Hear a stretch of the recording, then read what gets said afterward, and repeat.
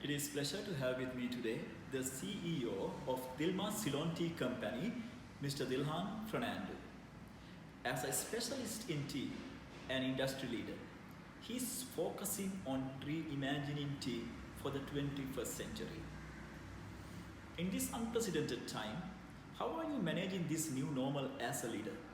Situation of a crisis is to provide definite leadership, and that means to provide positive leadership. It means to be able to recast your traditional expectations. So typically we have a certain way of working, and I think we are all comfortable in the systems, procedures, initiatives that we have designed, which is based on convention. Now we have today a volatile, unpredictable, chaotic situation.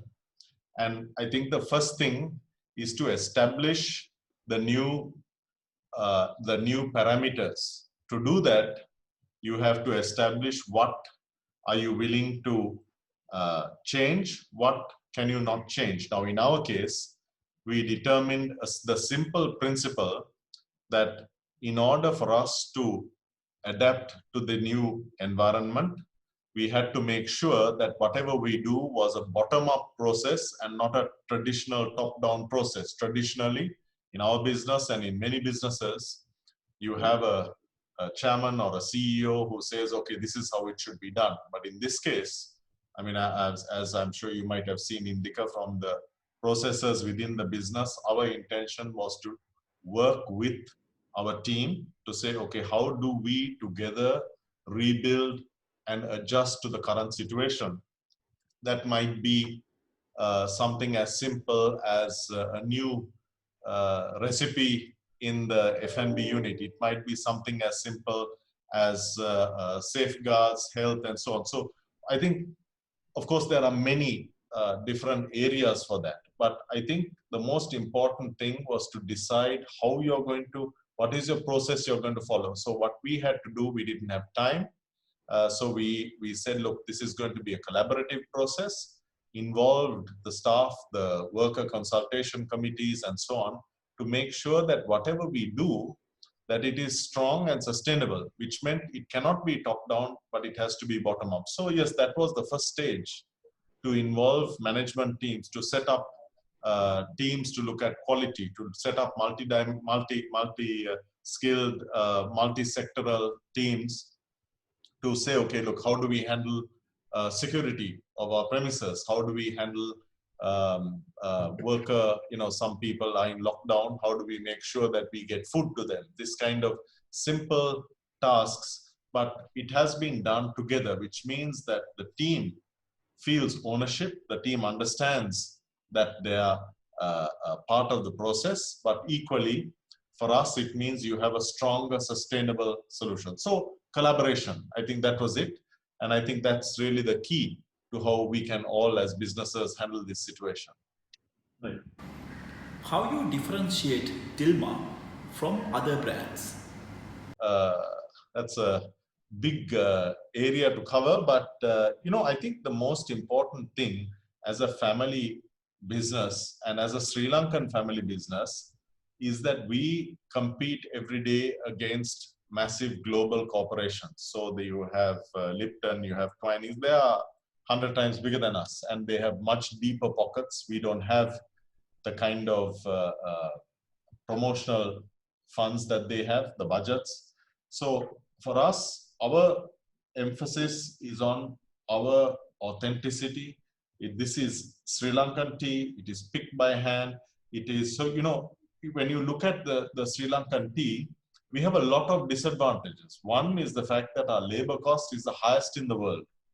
Two is the fact that our soils are depleted over 150 years. So when you look at Kenya, the price is 1/3. Their labor wages in Sri Lanka equivalent to $4.75. Kenya, $2.50.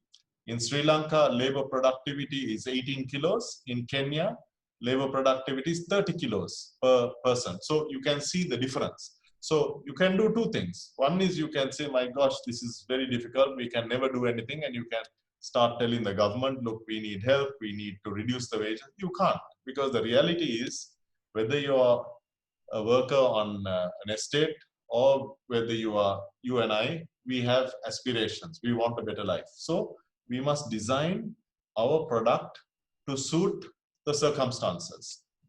Many companies in Sri Lanka decided to move. They are packing in Russia, they are packing in different countries. But we decided, no, we will stay in Sri Lanka and we will turn our disadvantage, what people say is a disadvantage, which is cost and so on, we will turn it to an advantage. How do we do that? One thing, it's quality.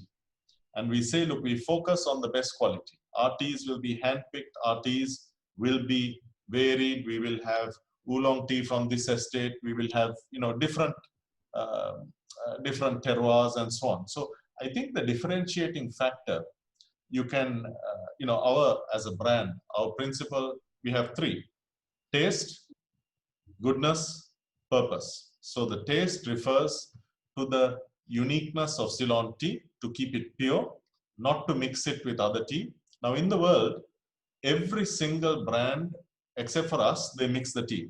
Why? Because Ceylon tea you can buy for $5-6. Vietnam tea you can buy for 60 cents. China tea for 60-65 cents. You can buy even from India for $1. So you mix the two, you get a good profit. In our case, we said, no, we're going to stay pure to Sri Lanka and we are going to sell at the highest price, but we are going to tell the story. We are going to talk, we are going to communicate. We have sessions like this with you all. In the same way, every day of the week, I have sessions with people in the market, with consumers, with Rotary clubs in Australia, in New Zealand, different countries. And this is how we tell our story. So we stay true to, now today, if we decide to start buying tea from Vietnam and mixing it with Ceylon tea and saying, okay, this is Dilma, we can increase our profits by almost 200% overnight. And it will work, it will succeed because the customer knows Dilma and they can't check, they don't know what is inside. So, but we don't want to do that, because when you are part of the tea industry, Dilma must respect the tea plantations. Tea plantations are a high cost producer. So if we say, okay, look, you sort your problems out, plantations, we'll see you later. We want to solve only, address our profit. Then you have a very parasitic, dysfunctional model. So if you look at, obviously, technically, a business is supposed to create value. But the value creation is not only commercial or economic value. When you create value as a business, you have to create social value and you have to create natural value. There are 2 million people who depend on our tea industry. So if we disconnect the tea industry from our business and say that we will only profit from tea and start importing, we are allowed by government to import from anywhere in the world, CTCT. It's wrong, they should not allow it, but other people have asked for it and they have got it. If we do that, then every kilo that we bring from Vietnam is 1 kilo less of Ceylon tea that is sold, which means we are sacrificing 2 million lives for our profit. We are not prepared to do that. So I think probably, if you look at what differentiates Dilma, we are, as a family, we are very sincere to what we believe. When we say taste, we mean it. And we will do it every single day. From the time my father started in tea 32 years ago, 70 years ago, but Dilma 32 years ago, to today, we will honor that. And the next generation will do the same, because the tea plantations and Dilma, we are one. So this is authenticity, because when you are creative, every problem has a solution. High cost, important social component of our Sri Lankan society, you can find a solution. How do you connect those with our product? And that's what we do. So in terms of differentiation, authenticity, quality, and ethical purpose. So we share our profits. So far, Dilma has, in the last 10 years, we have generated almost 5 billion rupees, where we have set up climate change centers for women in the north, in the east. We have 13 centers around. We have 82 schools. So all of these things, I mean, of course, you don't see it in the news so much. We don't publicize it so much, but this is what we do. So we have our foundation. We have almost 300 people working in our foundation. And this is what they do, because we are very serious when we say purpose. It's not a CSR. It's not a marketing gimmick. It is something that we do sincerely. So I think the thing is authenticity. You've got to tell the customer your quality that you cannot negotiate. You talk about a quality product and you do it right. And then you tell and you make sure you help your sustainable, socially and environmentally. And then you tell your story, because it's a true story.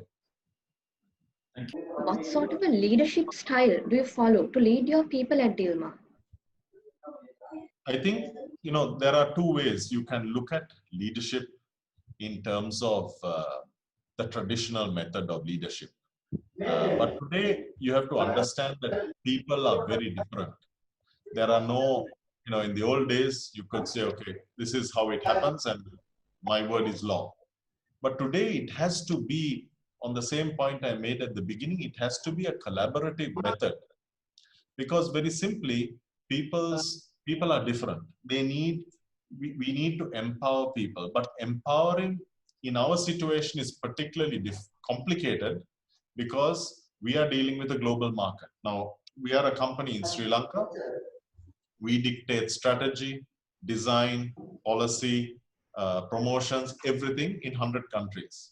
So it's very difficult for a Sri Lankan person to be able to understand that. Of course, our people used to travel to different places and they have an understanding. But in order to lead in that area, the most important thing is to make sure that the communication with our distributors in that country, make sure we have access to information.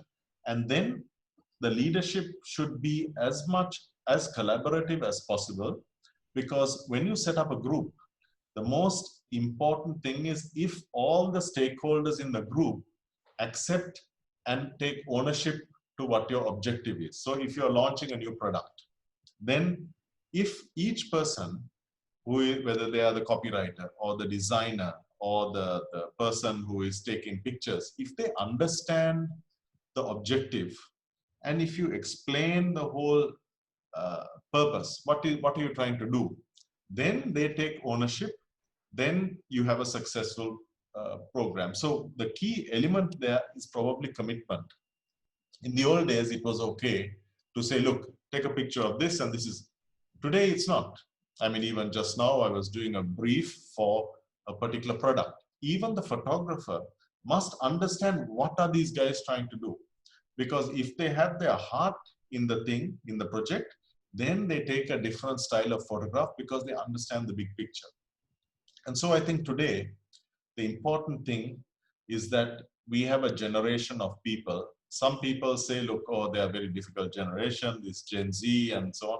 But actually, they are a very passionate and committed generation. So if you explain your story and explain your objectives, and if they agree with what you're trying to do, then you end up with a much better outcome. So whether it is a design or whether it is a major decision in a company, I think today the style would be again the same thing that I mentioned to the first question. It would be collaborative.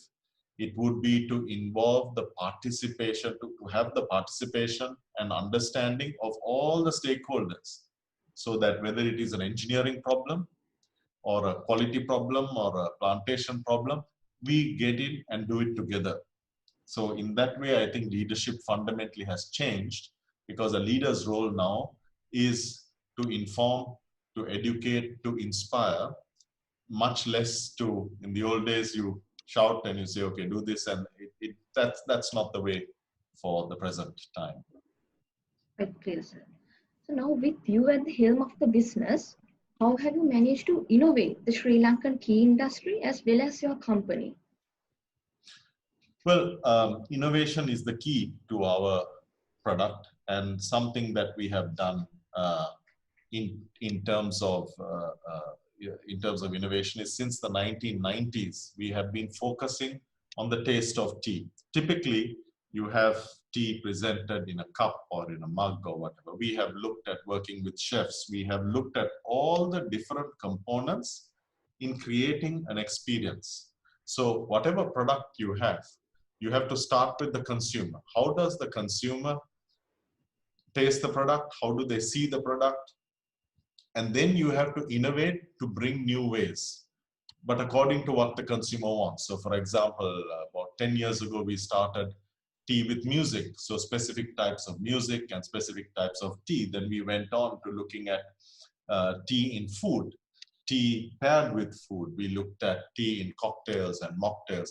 Ultimately, the consumer has a certain lifestyle. In Europe or wherever different countries, of course, different innovation in the Middle East, different innovation in Europe, different innovation in the US. Everything depends on the lifestyle. You have to understand the lifestyle of your customer. You have to watch TV, you have to see what happens, what do they like, what is important to them. So for them, yes, they spend a lot of time in bars, because people in those areas, one of the biggest problems they have is loneliness. And so they go to bars because they have people around. They might not be talking to them, but they feel that they're with people. So in that sense, we needed to get tea into the bars. You can't take a teacup into a bar. So we started cocktails, we started mocktails, we worked with bartenders. And so we built, it's not about whether it is mixology or working with chefs or whatever. It's about connecting your product to the customer. Because to a customer, you can tell them that your tea is the best in the world, but bottom line, you must always ask yourself, so what? So what? Okay, it has health, antioxidants, it is a good taste, but customer will say, so what? That is the question you must always answer. You must always challenge yourself. And I think that is how our innovation started. We started by putting tea into soups, maybe 20 years ago in 1999. We gradually developed into a program, we branded it, tea inspiration, etc., etc. So there are so many different ways, and in Sri Lanka particularly, we have huge opportunity. Look at Ceylon cinnamon, look at our cashew. All of these are really, amazing, blessed products because they're handmade. And if you look at the international market, what is most valued is products that are handmade, that are very unique. Because we are an island, we have a unique agroclimatic system. We have different products. You have tea grown in Ratnapura is one taste, tea grown in Noreli is a different taste. The same for every other product that we have. So we have an amazing opportunity. And you need to, people can look at it and say, okay, I can buy cheaper pepper in Vietnam.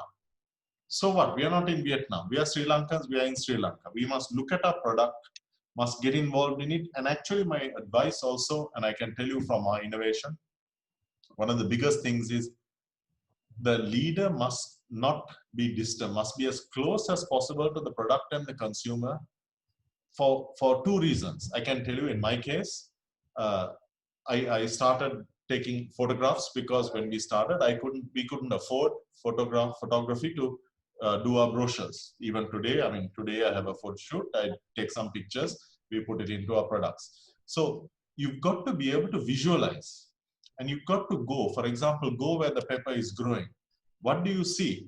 Some people will go and say, oh, it's an old system. They are not doing no proper hygiene, no, but actually you see the hand picking. You see beautiful environment. You see amazing nature. So when you visualize that, you need to visualize it for the customer. So if you can think visually, it is very important, because no matter whether you are an engineer or you could be an engineer or a marketer or a tea taster or whatever, you have to be able to visualize the product for your customer, because your customer is going to be able to see what you have on shelf.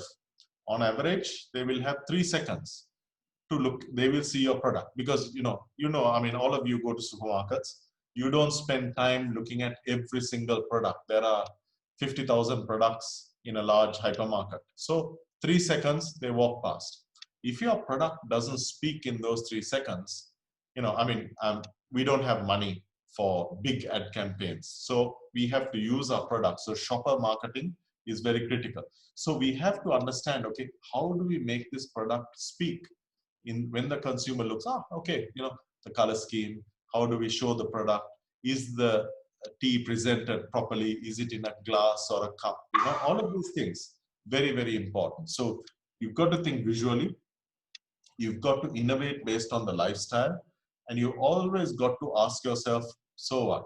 I got a great product, I got beautiful cashew, so what? How do you communicate it to the customer? Why is it relevant to the customer, or is it not relevant? If it's not relevant, no chance. It's like our cashew. It's the best cashew in the world, no doubt about it. But you go into the market, Ceylon cinnamon is competing with cassia. Cassia causes cancer. Why are we competing with cassia? It's ridiculous. If you look at Ceylon Sri Lankan cashew, still we don't have a unique name, image, etc. We need to do it. And I think one of the other points is to say, look, now in the past, we would always say, look, tell the government or tell the department of this or whatever. No. My father's success is that he never said that. He said, look, I've got to get on with it. I've got to do it. I've got to go and market.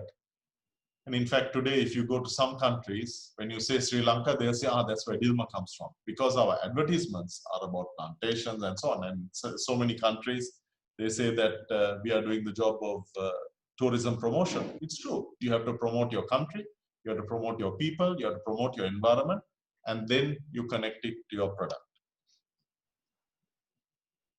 Right, good afternoon, Mr. Dilhan and Fernando. So my first question is, what do you consider as your key value in succeeding in your business? I think the key value is not the commercial success of the business, but based on our principle of purpose, we have today been able to almost, you can see, I don't know where you all are, but in Moratuwa, we have a center called the MJF Center in the old, that's in the old Bellona factory. We set up a center. There are facilities for women with from marginalized communities, for children with cerebral palsy, Down syndrome, and so on. And I think when you really look at it as a business, you can do a great product. You can sell a lot. You can make some money. But I think for my father and for my family, the greatest thing is when we have, for example, a graduation. Now, 3 weeks ago, we had a graduation. We have 2 free culinary schools, and the 23 of them graduated. So, to see the impact of the business, the success is one thing. Yes, okay, that success puts money in the bank. But what you do with the money is the more important thing. Because, bottom line, you need a shirt, you need, maybe a car, you need a pair of shoes, and that's it. So you need to eat. That's okay. But what happens is sometimes businesses, when they become successful, they forget the very important thing that success is a blessing. So our belief is that it is a blessing from God, and therefore we must share it. So I can tell you that if a customer comes and buys from us 100 containers, okay, it's good, you feel okay. But then if you have 100 people who have graduated from your schools, who have learned English, who have gone and made a success, when you compare the joy, the fulfillment that brings, you can't compare it. 100 containers, yes, I mean, you still go home and you eat, but you feel amazing when you know that, okay, 100 people have graduated. Now we have so far, I mean, in all our centers, my father's philosophy is you have to have a school for children from the street, so here we are in Paleogoda, we have children from there are some urban slum communities on the other side of the bridge. Now they can't come because of COVID, but normally we have 160 kids here, and about every day 2,000 children in different places coming.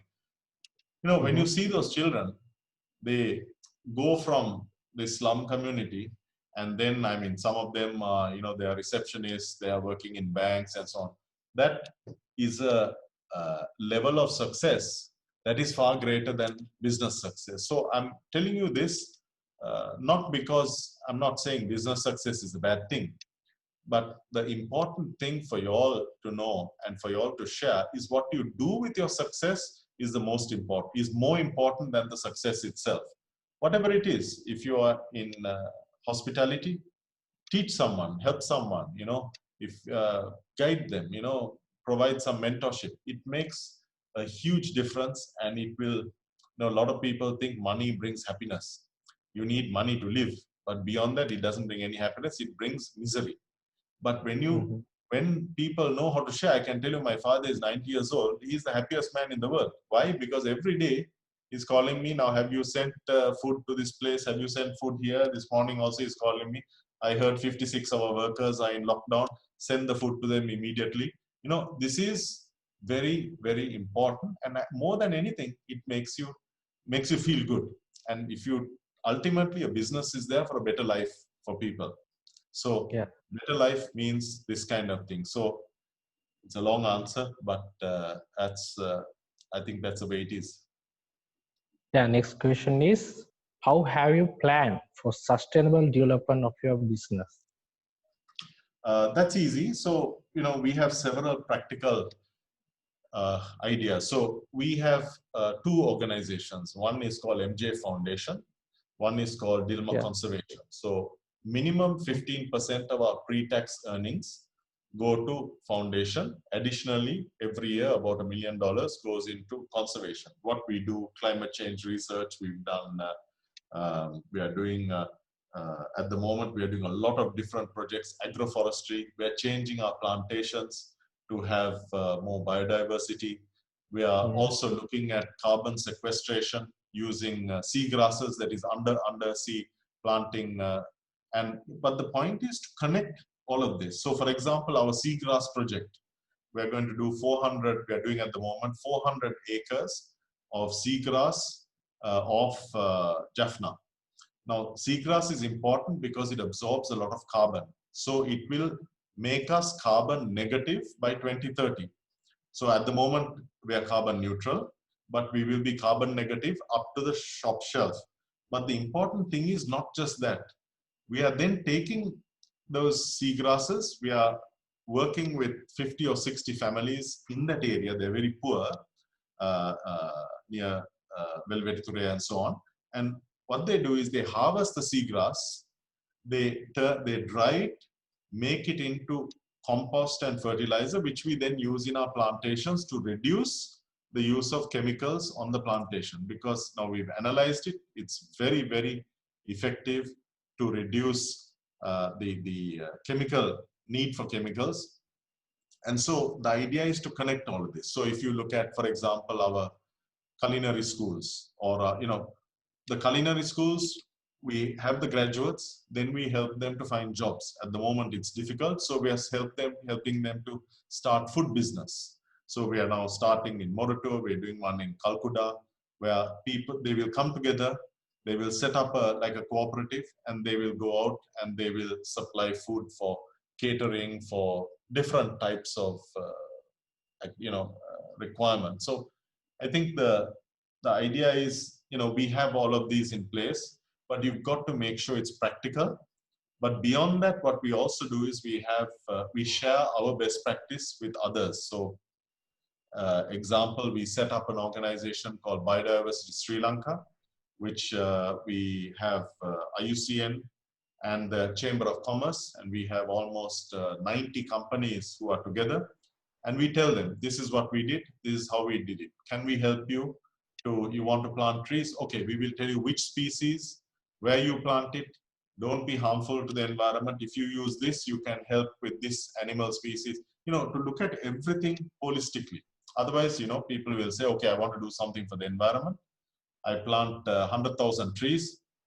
10 years later, you find, my gosh, I planted the wrong tree. I created a lot of damage. I created earth slips and so on. So we have scientists who will help and say, okay, in this area, you plant this. Why? Because the earth is sandy. Here you plant this. Why? Because there's a riverbank, this kind of thing.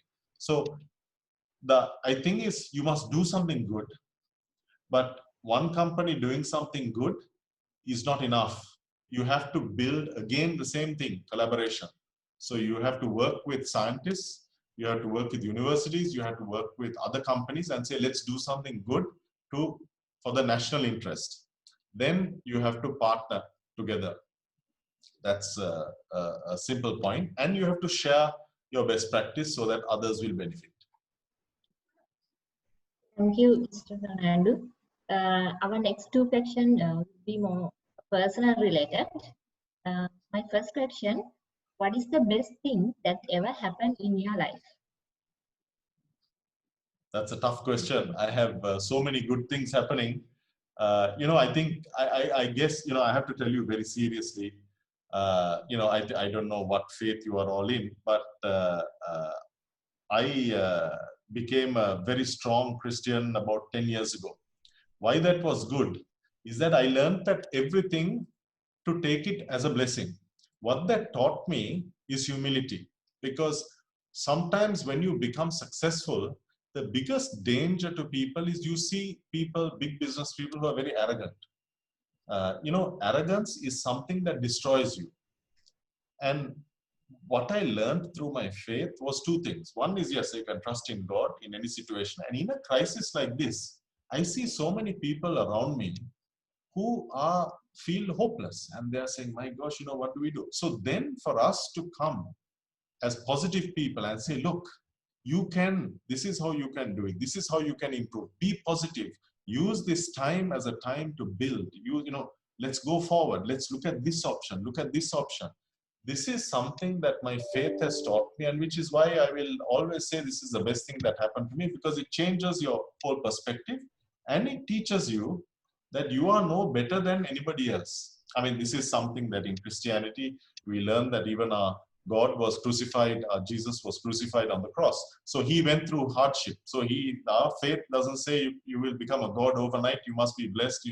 No, blessing is to serve other people. So on the principle of serving, it has taught me that, okay, nobody is greater than another person. So whether there is a cleaner here in our office, or whether it is a CEO or my father, we all accept that we are all working towards a common goal. We are important, each of us, but if that cleaner doesn't come and clean my door handle, I might get sick. These are all important things. I think humility. So that knowledge of humility has actually made me a much happier person, because I don't worry if somebody doesn't open a door for me. I don't care. I'll open it myself, and I'll actually open a door for that person also, and if somebody is rude, you forget about it, because these are little things. You don't need to worry about it. That you worry when you think that you are something that you are not.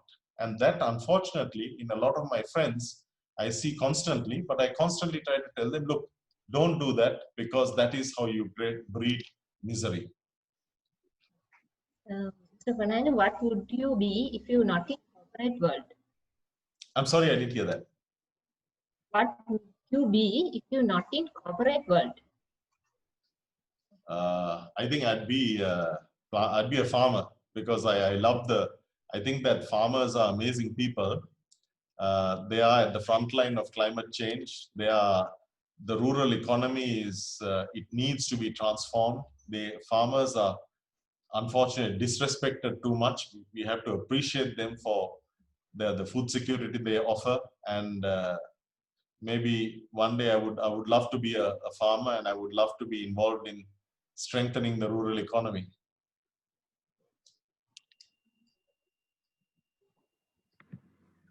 Yeah, Mr. Dilhan, we are really inspired with your words. Let's move to an interesting short session. The basic criteria is you have to answer with one word. First one, what is the best word which will describe Dilhan?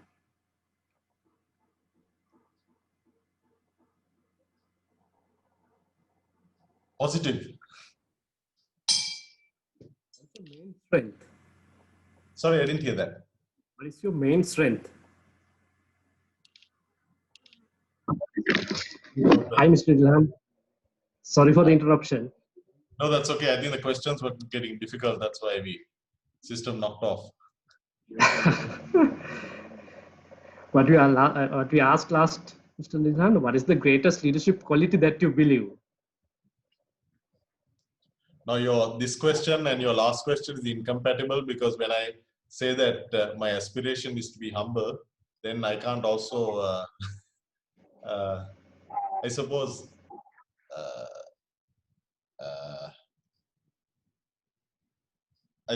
no, again, it's you get different situations. And I think, again, connected with my previous two answers, it's about always looking at, it's about with the benefit of faith, I go into any situation with a positive outlook, however bad it is. And it has worked in many occasions.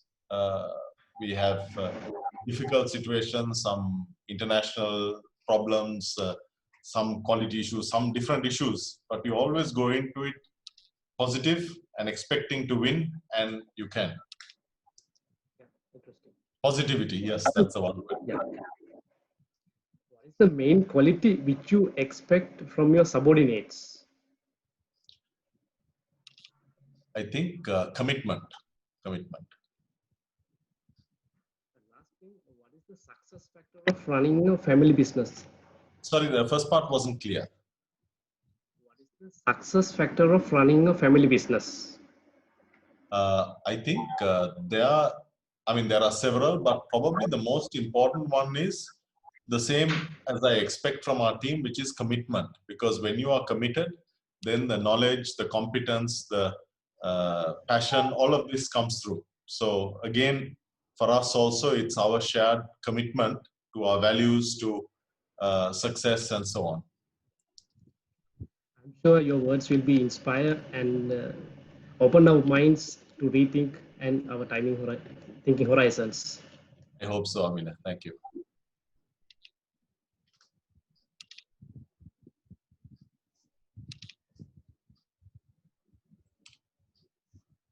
So Sorry,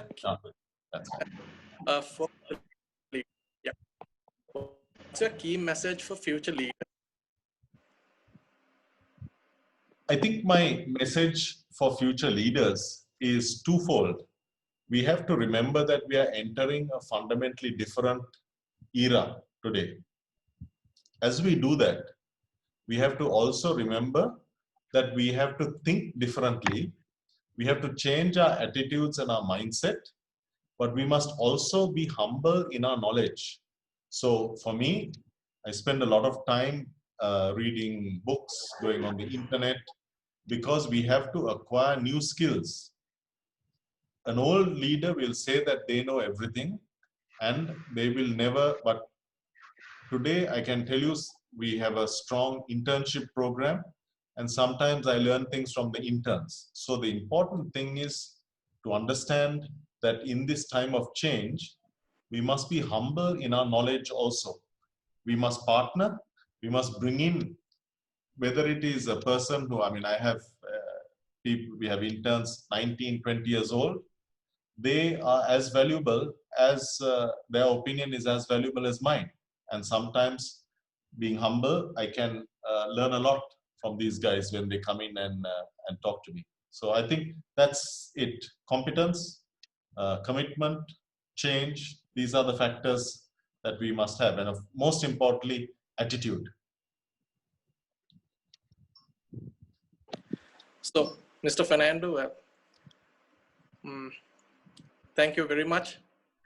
So it's pleasure to have a discussion, a person like you, for all of us who brings our Sri Lankan brand to the global.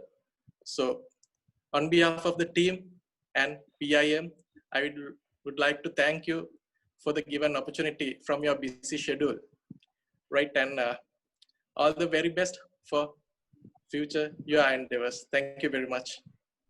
Thank you. And I encourage each of you to look at Sri Lanka, Sri Lankan produce, Sri Lankan people, Sri Lankan skills very positively, because too many people think that we don't have the skills, we don't have the products, but actually we can. We don't need to rely on external support. We have smart people, we have great products, and we have a great country. But if we take it, we package it right, market it, and make sure that we have the right systems and processes, we can do great things for our country. And I hope you all succeed in what you plan to do. Thank you very much.